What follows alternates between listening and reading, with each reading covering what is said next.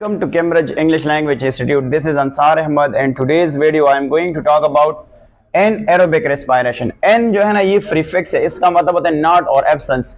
और अगर हम बात करें रेस्पिरेशन तो इससे मुराद होता है break down of glucose. But यहाँ पे हम देख लेते हैं थोड़ा सा टेक्स्ट बुक के मुतालिक, फर्स्ट ईयर की बायोलॉजी के मुतालिक हम इसको डिफाइन कर सकते हैं कि ये बेसिकली क्या है, जिसको हम कहते हैं डिफाइन मीन्स डेफिनेशन।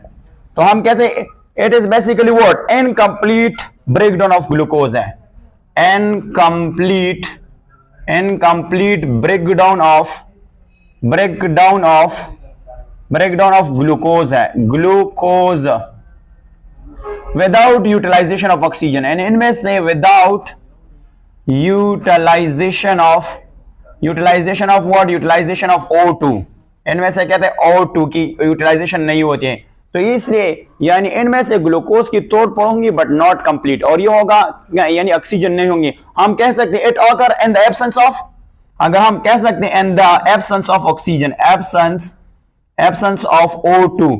और अगर हम देखें तो इनमें से अगर ये भी हम इस तरह भी डिफाइन कर सकते हैं कि ये बेसिकली क्या है, incomplete breakdown of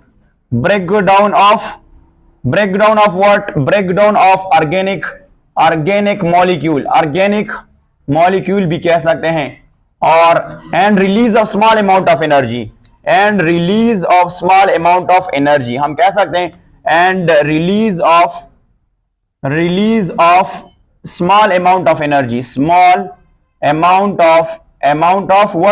of energy जो है ना रिलीज होता है। कितना रिलीज होता है वो हम बाद में डिटेल से देखते हैं। तो ये दोनों डेफिनेशन सही है। अब अगर हम बात कर लेते हैं ना, इनमें से जो पायरोएट है, जो पायरोएट बनता है, पायरोएट जिसको हम कहते हैं पायरोवेट, जो पायरोवेट बनता है ना, इसके पास टू पाथवे होंगे, या तो इससे लेक्टेट बनेगा, इससे क्या बनेगा, लेक्टेट जिसको हम लैक्टिक एसिड कहते हैं, और या इससे क्या बनेगा, या तो इससे बनेगा अल्कोहल बनेगा। अब आपको पता है ह्यूमन सेल में ये किस पे डिपेंड करता है, जो ह्यूमन सेल होता है जिसको हम कहते हैं ह्यूमन सेल, ये डिपेंड करता है ऑक्सीजन पे, डिपेंड करता है किस चीज पे, O2 पे डिपेंड करता है। इफ ऑक्सीजन इज अवेलेबल, अगर ऑक्सीजन अवेलेबल है, मैं यहां पे लिखूंगा, तो यहां पे मैं लिखता हूं कि अगर ऑक्सीजन अवेलेबल है तो फिर क्या होने वाला है, देख लेते हैं। यहां से अगर हम बात करते हैं इफ ऑक्सीजन इज अवेलेबल, अगर मैं यहां पे O2 जो है ना वो अवेलेबल है, तो ग्लूकोज की खूब फिटाई होंगी, किसकी होंगी, ग्लूकोज की क्या होंगी, ग्लूकोज की काफी ब्रेकडाउन होंगी, और ये कन्वर्ट होगा CO2 में और प्लस ये H2O में। और आपको पता है ये कहां पे होता है, ये माइटोकॉन्ड्रिया में होता है, माइटोकॉन्ड्रिया। और इसके हमने पूरा डिटेल पढ़ी, यानी इसका नाम है एरोबिक रेस्पिरेशन, और एरोबिक रेस्पिरेशन हमने पूरा डिटेल से डिस्कस कर दिया है, रेस्पिरेशन जो है। अब क्या होने वाला है एरोबिक रेस्पिरेशन, अब अगर ऑक्सीजन अवेलेबल नहीं है, अगर हम कहते हैं नॉट एब्सेंट लिखेंगे, O2 नहीं है, तो फिर क्या होगा, फिर जो है ना कौन सा रेस्पिरेशन स्टार्ट होगा, जिसको हम कहते हैं एनएरोबिक रेस्पिरेशन जो है वो क्या होगा, वो स्टार्ट हो जाएगा। रेस्पिरेशन, एनएरोबिक रेस्पिरेशन जो है वो कंटिन्यूस होगा, यानी जारी होगा, कंटिन्यूस होगा। और कौन सा स्टार्ट होगा, फर्मेंटेशन आकर, फर्मेंटेशन क्या है मैं बताता हूं, फर्मेंटेशन जो है वो क्या होगा, फर्मेंटेशन क्या होगा, वो स्टार्ट हो जाए। अब यहां से देख लेते हैं फर्मेंटेशन बेसिकली क्या होता है। तो फर्मेंटेशन जो है बेसिकली ये दो स्टेप मैकेनिज्म है। इनमें से जो फर्मेंटेशन है, फर्मेंटेशन में आपके पास दो स्टेप्स होंगे। फर्मेंटेशन जो है ना ये ब्रेकडाउन ऑफ ग्लूकोज है, बट किस तरह होता है देख लेते हैं। इनमें से टू आ सकता है, यानी इनमें से फर्मेंटेशन की जो ब्रेकडाउन होंगी तो वो किस तरह होगा, वो होगा एक तो इनमें से दो स्टेप होंगे, ग्लाइकोलाइसिस होगा, और दूसरे का नाम है यानी इनमें से रिड्यूस पायरेट होगा, पायरोएट जो है ना वो रिड्यूस हो जाएगा। ये आपने याद करना है पायरोवेट, ये पायरोवेट क्या होगा, ये रिड्यूस हो जाएगा। तो इससे हमें पता है कि एनाएरोबिक रेस्पिरेशन की कितने टाइप्स हैं, एनाएरोबिक रेस्पिरेशन की दो टाइप्स हैं, एनाएरोबिक, इसको हम कहते हैं that is called aerobic, an is remaining here, anaerobic, इसको हम कहते हैं anaerobic जो है ना, इसकी दो टाइप्स है एनाएरोबिक रेस्पिरेशन। अब हम दोनों को यहां से एक जो है ना पहले डिस्कस करते हैं। एक का नाम है lactic acid fermentation, lactic acid fermentation, fermentation जो है ना, फर्मेंटेशन। अब इसको हम देख लेते हैं, लैक्टिक एसिड फर्मेंटेशन कहां पे होता है? ये ह्यूमन मसल सेल में होता है। मसल सेल में क्या होता है? मसल सेल में होता है। इसके साथ साथ ये कहां पे होता है? ये माइक्रो ऑर्गेनिज्म में होता है। माइक्रो ऑर्गेनिज्म में होता है, माइक्रो ऑर्गेनिज्म में होता है।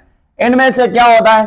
तो सबसे पहला इनमें से भी दो प्रोसेस होंगे, पहला ग्लाइकोलिसिस होगा और फिर इसके बाद क्या होगा? रिड्यूस पायरुवेट होगा NADH2 को। बट याद रखना अपना एक पॉइंट याद है कि जो ग्लूकोज की ब्रेकडाउन से हमें 36 ATP मिलता है, बट इसकी ब्रेकडाउन से हमें ओनली 2 ATP जो है वो मिलेगा। 2 ATP नेट ATP की मैं बात कर रहा हूं।